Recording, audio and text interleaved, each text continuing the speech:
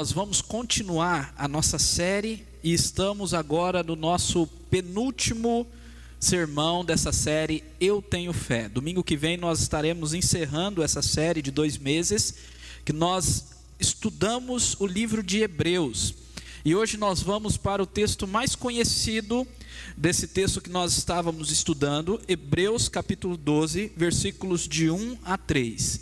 E esse texto também é o clímax de todo este sermão que o autor de Hebreus estava pregando aos irmãos judeus, aos israelitas daquele primeiro século.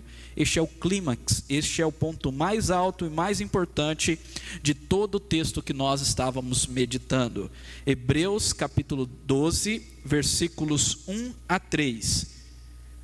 Eu trouxe nos slides apenas 3 versículos, mas sempre peço que os irmãos deixem as suas Bíblias abertas no texto de Hebreus, para que depois nós venhamos ver os detalhes desse texto, e que os irmãos confiram na própria Bíblia. O meu intuito aqui é apenas explicar as verdades que estão na Bíblia, e a própria Bíblia, que é a palavra do Senhor, falará aos nossos corações, pelo intermédio do Santo Espírito de Deus. Diz assim o texto então, Hebreus 12, de 1 a 3. Portanto, também nós, visto que temos a rodear-nos tão grande nuvem de testemunhas, desembaraçando-nos de todo o peso e do pecado que tenazmente nos assedia, corramos com perseverança a carreira que nos está proposta, olhando firmemente para o autor e consumador da fé, Jesus, o qual em troca da alegria que lhe estava proposta, suportou a cruz, não fazendo caso da ignomínia ou da vergonha, e está sentado à destra do trono de Deus. Considerai, pois, atentamente aquele que suportou tamanha oposição dos pecadores contra si mesmo, para que não vos fatigueis, desmaiando em vossa alma. Vamos orar mais uma vez. Pai, como a Tua palavra é maravilhosa, como esse texto é profundo, aplica-o em nossos corações. A cada irmão que está acompanhando, a cada irmão aqui presente, fale aos nossos corações e transforma-nos, fortalece a nossa fé, em nome de Jesus, amém. Irmãos, hoje nós vamos falar então sobre perseverança na corrida da fé. E lendo esse texto, me veio à mente uma cena de um filme ou de um livro que gosto muito, já virou filme também, mas especialmente do livro, a cena do livro O Peregrino, de John Bunyan. Esse livro, O Peregrino, é uma alegoria da vida cristã, e o personagem principal, o cristão, ele desenvolve a sua caminhada, a sua carreira cristã rumo à cidade celestial. O livro inicia da seguinte forma: o autor, Bunyan, ele diz que viu um homem em um sonho vestido de trapos, de costas para sua casa, com um livro na mão e carregando um grande fardo. Olhei e o vi abrir o livro e lê-lo. Enquanto lia, chorava e tremia. Este homem tinha um fardo muito grande e estava lendo aquele livro. Isso está no 1º capítulo. E no decorrer do 1º, 2º, 3º, 4º, 5º, até o 6º capítulo, este homem então carrega esse fardo e está tentando se livrar desse fardo que o incomodava. Ele encontra com o evangelista, ele encontra com a sabedoria segundo o mundo, ele encontra com amigos que abandonam essa caminhada, começam a caminhar com ele, mas logo deixa ele sozinho. Então ele passa pela porta estreita, e depois de subir um morro, o Monte Sião, um lugar íngreme, ele encontra com a cruz, e aí sim o seu fardo é tirado das suas costas. John Bunyan diz assim: cristão, que é o personagem, chegou a um lugar íngreme, em cujo topo se erguia uma cruz de madeira, e mais embaixo havia um túmulo vazio. Ao aproximar-se da cruz, o fardo pesado que estava nas suas costas, que ele chorava por tê-lo, rolando para dentro da sepultura, caiu das suas costas, rolando para dentro da sepultura, e não o viu mais. E aqui então Bunyan ou melhor, o cristão é libertado desse fardo pesado. É interessante porque aqui nós estamos no capítulo 6 deste livro, dessa alegoria da vida cristã. Existe ainda mais 14 capítulos que continuam a história do cristão, totalizando assim 20 capítulos. Então, bem no meio, ou bem no início dessa caminhada cristã, o cristão se converte e os seus fardos são tirados das suas costas. Mas vem muita coisa adiante. No capítulo 7, por exemplo, Bunyan fala sobre os desafios do cristão, como a preguiça, a presunção, a hipocrisia, e apresenta o desfiladeiro da dificuldade, que o cristão ali, ele resvalaria os seus pés, abandonando o seu diploma de cristão, e tendo que depois voltar atrás em arrependimento para buscar esse diploma. Bom, a história continua em vários outros capítulos, mas eu vou deixar que os irmãos leem depois essa magnífica obra do John Bunyan. Meus irmãos, que interessante essa história, e como isso tem tudo a ver com a mensagem de hoje. Eu quero também refletir nessa pergunta antes de nós adentrarmos no texto. Por que nós desanimamos? Por que desanimamos da fé cristã? Talvez por cansaço. Outros desanimam por carregar fardos pesados ou por causa dos obstáculos que enfrentam. Alguns desanimam porque nem eram verdadeiros cristãos de fato. Eles são comparados àqueles que Jesus disse que a semente caiu entre os espinhos ou entre o solo ou no solo rochoso e não deu raiz. E esses vieram então a morrer. A fé morreu. Outros abandonam porque entenderam errado a palavra e pensam que ser cristão é fácil, por simplesmente um evangelho errôneo que tem sido pregado nas igrejas, o evangelho da prosperidade. Crê em Jesus e todos os seus problemas serão resolvidos. Isso não é verdade. Creia em Jesus e você receberá a vitória de Cristo sobre a morte. Isso sim é verdadeiro. Mas neste mundo nós passaremos por aflições. Então, por que desanimamos? Cristãos verdadeiros também desanimam, não estão isentos de desanimar, porque deixam pesos, obstáculos, até o próprio pecado, a desviar os seus olhares de Cristo. Então, o que fazer? O texto de hoje fala sobre isso, fala sobre perseverança, esperança, ânimo, fala sobre correr a carreira da fé cristã, olhando firmemente para Cristo, o autor e consumador da fé. Fala sobre se libertar de pesos, de fardos diante da cruz de Cristo.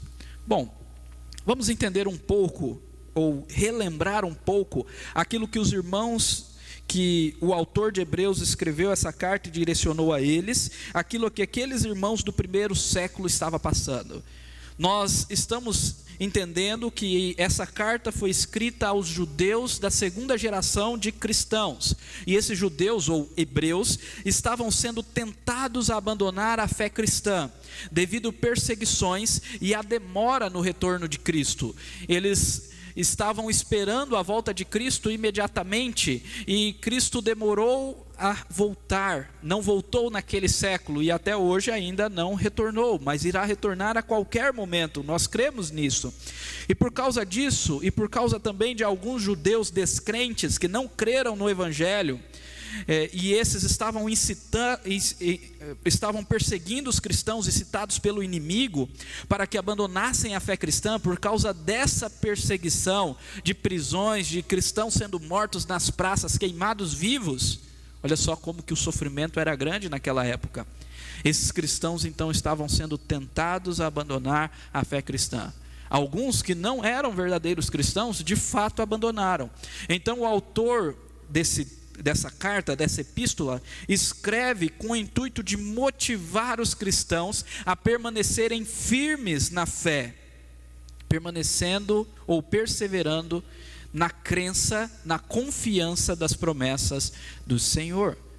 E ele quer, sem dúvida alguma, motivar e fortalecer a fé dos verdadeiros cristãos, daqueles que não abandonariam a fé, mas poderiam passar sim por momentos de desânimo.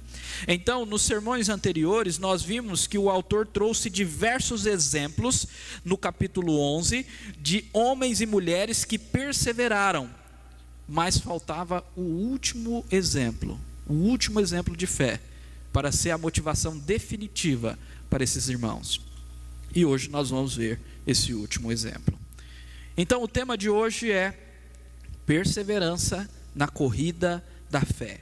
O autor ele usa essa ilustração da corrida. É uma ilustração que é comum nas Escrituras Sagradas. Paulo também usa essa ilustração, sendo que Cristo sempre é o alvo dessa corrida. Ele está na linha de chegada e ele também é o prêmio. A coroa da glória nos é dada por Cristo e é o próprio Cristo. Então nessa corrida nós precisamos perseverar, nós precisamos ir até o final, nós precisamos continuar a corrida da fé cristã. Uma vez que cremos no Senhor, precisamos ir até o fim, rumo à cidade celestial, como o peregrino de John Bunyan.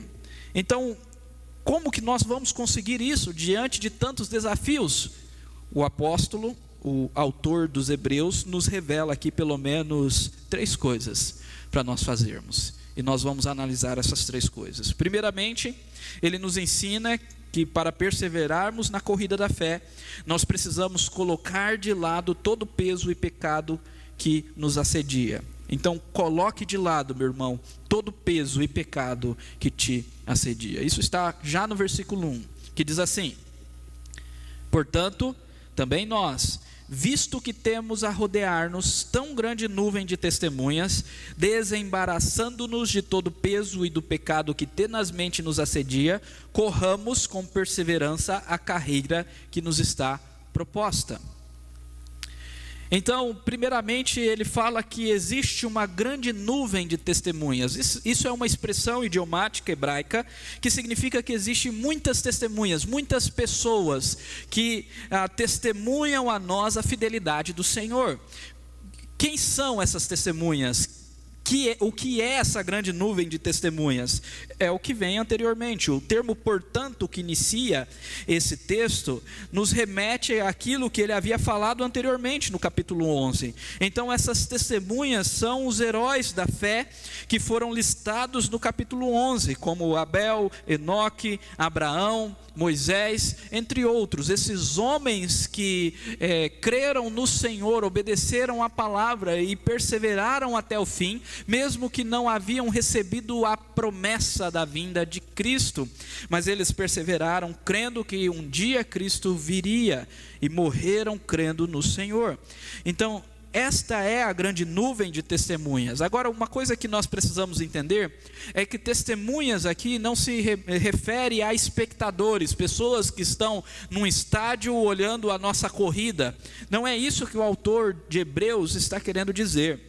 O termo testemunha se refere aos mártires. O termo grego é marturs, que significa aquele que vai até o fim na sua crença, morre por uma crença, aquele que morre pela fé. Então testemunhas aqui se refere àqueles que provaram da bondade do Senhor e morreram crendo no Senhor, e eles que testemunham a nós a bondade do Senhor. Não é que eles estão testemunhando a nossa corrida, eles estão testemunhando a nós que nós precisamos correr até o fim, porque o Senhor é bom, porque o Senhor é capaz de nos sustentar até o fim. O exemplo de fé deles é: o Senhor é bom, continuem até o fim, o Senhor é capaz de sustentar toda a fé que nós colocarmos nele.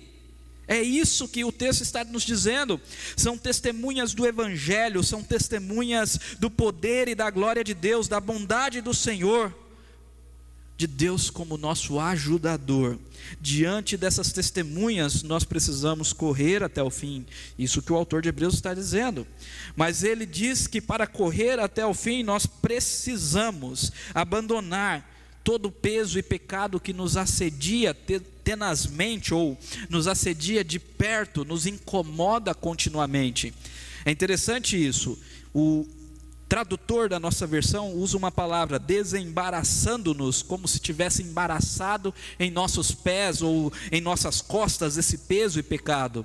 Mas literalmente a palavra grega significa deixe de lado, coloque de lado todo peso e pecado. Observe que são duas coisas aqui, é todo o peso e pecado, não apenas pecado. Existem algumas coisas supérfluas, desnecessárias, que nos atrapalham a correr. É interessante porque a ideia do peso aqui é tudo aquilo que era inútil para um corredor. O corredor daquela época, ele não poderia ter uns quilinhos a mais, e ele corria com uma roupa extremamente leve para poder correr mais, a semelhança dos corredores da nossa época. Então ele teria que tirar todo o peso, ele não poderia correr com uma mochila, puxando algo, puxando coisas desnecessárias na sua vida.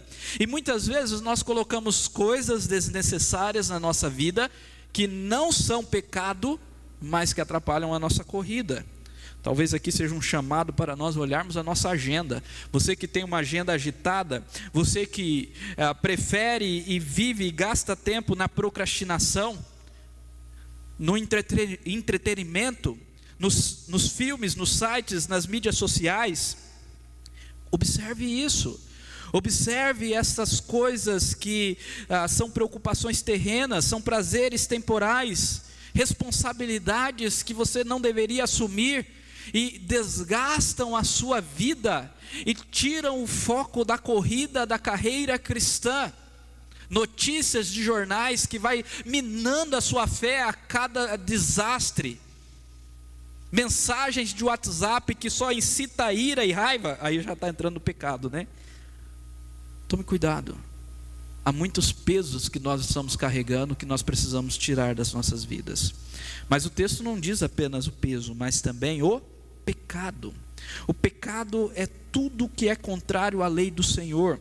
O pecado é tudo aquilo que ocupa o lugar do nosso coração que deveria ser do Senhor. Todas as idolatrias, a imoralidade, a pornografia, a mentira, a fofoca, tira todo o pecado. A incredulidade, tira todo o pecado. Porque o pecado tenazmente nos assedia, isto é, nos cerca em todo tempo, nos incomoda em todo tempo. A ideia é de cercar por perto, esse tenazmente assediar. Então ele está nos cercando o tempo todo.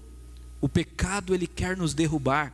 John Owen, um puritano que viveu bem próximo aí de John Bunyan, ele dizia que não há um dia sequer que o pecado ou frustre ou seja frustrado, ou vença ou seja vencido, e isso será enquanto nós vivermos. Por isso ele exorta, John Owen nos exorta para nós matarmos continuamente o pecado, todos os dias. É uma batalha constante. Muitas vezes nós cristãos pensamos que somente o diabo é agente do mal no mundo, mas não, o pecado do homem também o é. Nós precisamos combater este mal que habita em nós, que está no nosso interior. E como combatemos? Paulo nos revela isso em Romanos 8. Nós precisamos mortificar o pecado, mortificar a carne, através do Espírito Santo, de uma vida dedicada ao Senhor. Então, nós precisamos desembaraçar de todo peso, deixar de lado todo peso e todo pecado, e assim correr com perseverança a carreira que nos está proposta. Aqui ecoa as palavras do apóstolo Paulo lá em 2 Timóteo capítulo 4, versículo 7, quando Paulo diz: combati o bom combate, terminei a corrida, guardei a fé. E Paulo, ele almejava a coroa da justiça, e ele sabia que estava próximo, que ele iria ser martirizado, iria morrer pela sua fé ali naquela última prisão em Roma. Então ele diz: combati o bom combate, terminei a corrida, a carreira, guardei a fé. Ele perseverou até o fim. Nós precisamos perseverar até o fim, essa carreira que nos está proposta. É interessante porque o termo carreira aqui em grego é agona, que traz algumas palavras em português, ou é radical de algumas palavras em português, como agonia, que faz nós pensarmos que essa corrida é uma corrida difícil. Por isso a necessidade de perseverança. O autor diz: corramos com perseverança, com firmeza, com constância, sem desistir, porque essa corrida não é fácil, é uma corrida com obstáculos, é uma corrida que vai precisar muito do nosso esforço físico, muito mais do que uma ação silvestre, muito mais do que quilômetros caminhados, andados, pedalados por nós. É uma corrida que vai até o final da nossa vida. Então tenhamos perseverança. Interessante que o termo agona também é utilizado para refletir o conflito, o combate da fé, como no texto que eu já citei, quando Paulo diz que combateu o combate da fé, completou a sua carreira e guardou a fé, combati o bom combate. Então, muitas vezes a nossa corrida cristã, a nossa carreira cristã é esse combate que nós lutamos contra nós mesmos, contra o nosso coração pecaminoso, contra o inimigo e contra o mundo, porque o mundo é contrário a Deus. O mundo nos persegue ideologicamente, fisicamente. Vários países do mundo cristãos estão sendo perseguidos, e por isso nós precisamos nos manter firmes. E observe, o último detalhe desse versículo 1 é que essa carreira é uma carreira que nos está proposta. Ou seja, é aquilo que foi designado a nós. Nós fomos chamados para Cristo, para sermos dele. Nós somos chamados para vivermos essa carreira cristã com perseverança. Essa é a nossa vocação, essa é a nossa designação. Nós precisamos então lutar nesta carreira cristã, correr com perseverança, porque assim Cristo nos chamou. E Ele diz: bem-aventurados vocês são, quando vos perseguirem por causa do meu nome, quando falarem toda a sorte de mentiras, de blasfêmias, de insultos contra vocês, porque é grande o vosso galardão nos céus. Nós somos chamados a glorificar a Deus até no sofrimento. Aleluia. Em segundo lugar, o texto então nos diz para olhar fixamente para Jesus, sem desviar o olhar dele. O versículo 2 continua: olhando firmemente para o autor e consumador da fé, Jesus, o qual em troca da alegria que lhe estava proposta, suportou a cruz, não fazendo caso da ignomínia, e está sentado à destra do trono de Deus. Aleluia.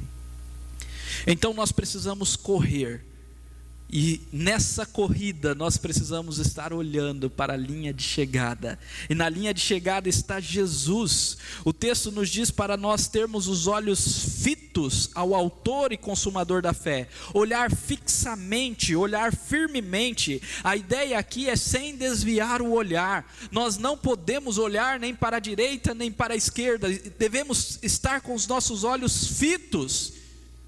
Não é aquele tipo de pessoa que consegue ver duas coisas, está olhando uma coisa aqui, mas já está olhando outra ali. Não, o texto nos revela e quer nos trazer a ideia de que não podemos, em possibilidade alguma, olhar para dois lados, porque isso vai nos distrair. Precisamos olhar firmemente, fitamente para o Senhor Jesus, fixamente, porque Ele é o autor e consumador da nossa fé.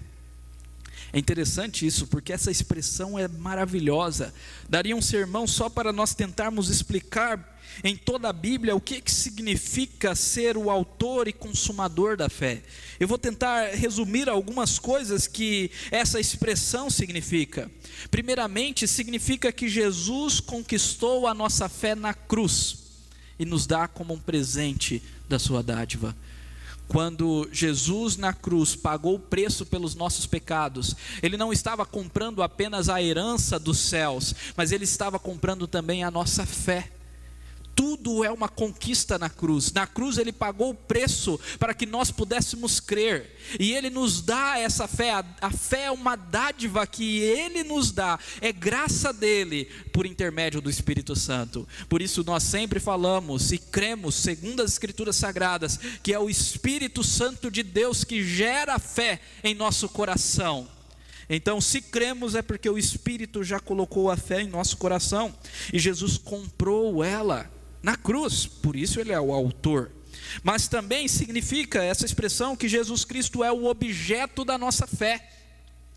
É aquele a quem nós dirigimos a nossa fé. A nossa fé não é em qualquer coisa. Falei isso várias vezes nos sermões dessa série.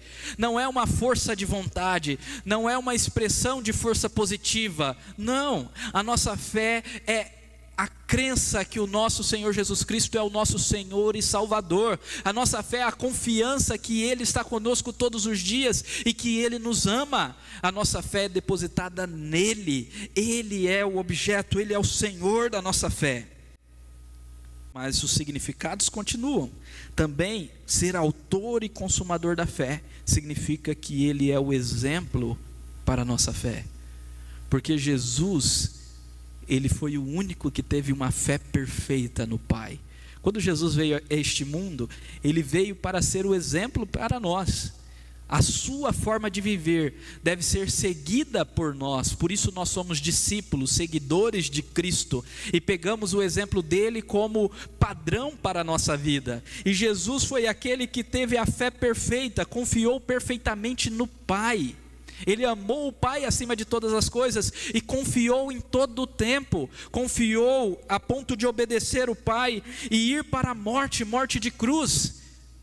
Um momento antes da sua crucificação, ele fica angustiado pelo sofrimento que ele receberia. Ele diz: Senhor, se possível passa de mim esse cálice, mas contudo não faça a minha vontade e sim a tua. Isso é fé, isso é confiança. Mesmo sabendo o tamanho sofrimento que ele iria receber, ele se entregou inteiramente e ele confiou no Pai, sabendo que ele seria glorificado pelo Pai, ressuscitado pelo Pai. Aleluia. Por isso ele é autor e consumador da fé. Mas entenda, Jesus não é apenas o nosso exemplo de fé, mas ele também é um substituto para a nossa fé, para a fraqueza da nossa fé. Porque nós não cremos como deveríamos. Quando Jesus disse para nós termos a fé pelo menos do tamanho de um grão de mostarda, Ele está dizendo: nem do grão de mostarda vocês conseguem crer.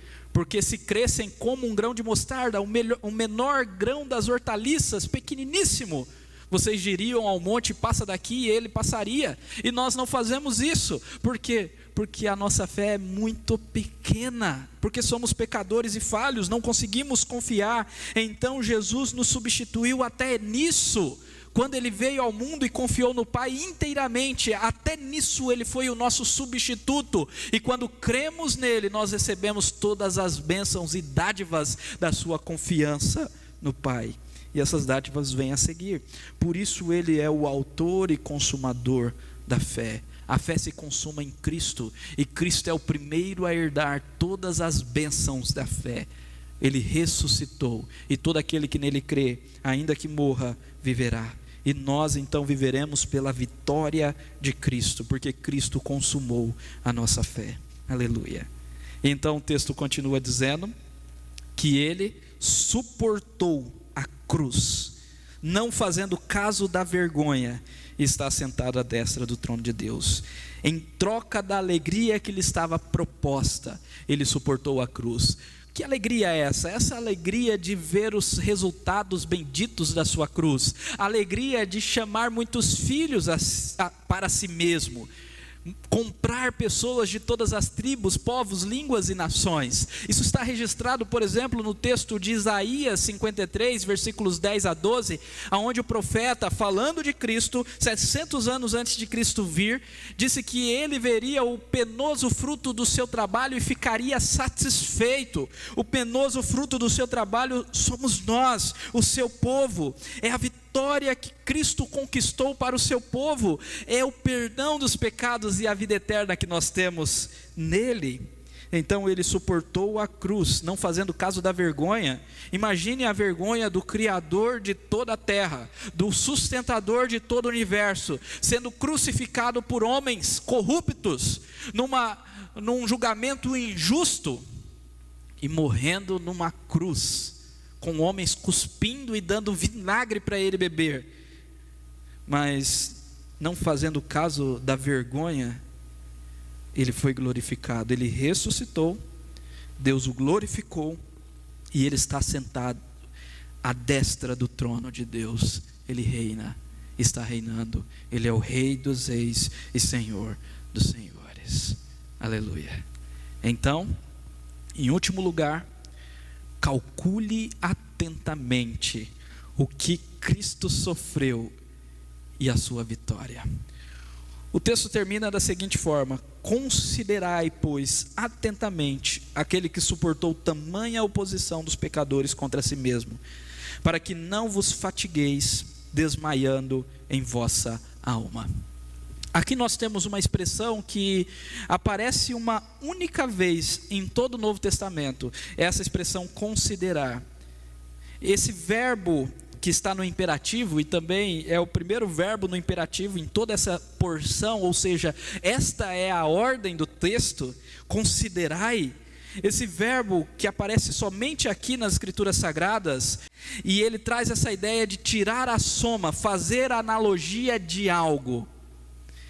A ideia aqui é para nós calcularmos, para nós ponderarmos, para nós levarmos em consideração, para nós vermos atentamente, com toda a atenção que pudermos, aquilo que Cristo sofreu e a sua recompensa por ter sofrido tudo que ele sofreu. E isso irá nos motivar a não desanimar. A segunda parte do versículo 3.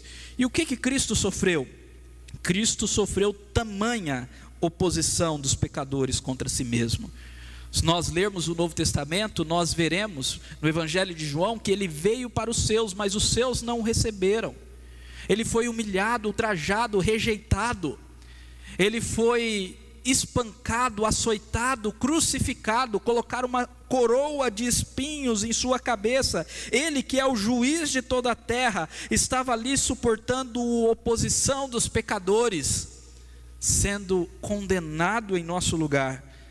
Mas ele suportou contra si mesmo cada uma dessas coisas, em troca da alegria. Nós já vimos no versículo 12, a sua vitória era infinitamente maior, porque ele morreu sim, ele sofreu o inferno, a condenação do inferno em nosso lugar, mas ele ressuscitou, ele está à destra do trono de Deus, e ele concede a nós gratuitamente a salvação, porque ele comprou esse direito em sua cruz. É isso que o autor está pedindo para nós considerarmos. Olhemos para a cruz, vejamos a saga de Cristo, o seu sofrimento, a sua humilhação ao encarnar, Deus sendo encarnado, toda a humilhação do nosso Salvador, e vejamos a sua vitória, toda a sua humilhação foi compensatória. Por quê? Porque ele conquistou a vida eterna para nós, e todo aquele que crê nele não vai morrer, mas terá a vida eterna. Morrer a segunda morte, claro. Isso é maravilhoso. É interessante porque no versículo 2 é dito que em troca da alegria que lhe estava proposta. Aqui faz eco ou faz comparação com a carreira que nos está proposta. A carreira é designada a nós e a alegria foi designada a Cristo. E ele recebeu essa alegria após sofrer com perseverança e ser vitorioso até o fim. E da mesma forma, em Cristo, nós, no final dessa carreira, receberemos a glória das alegrias do nosso Senhor.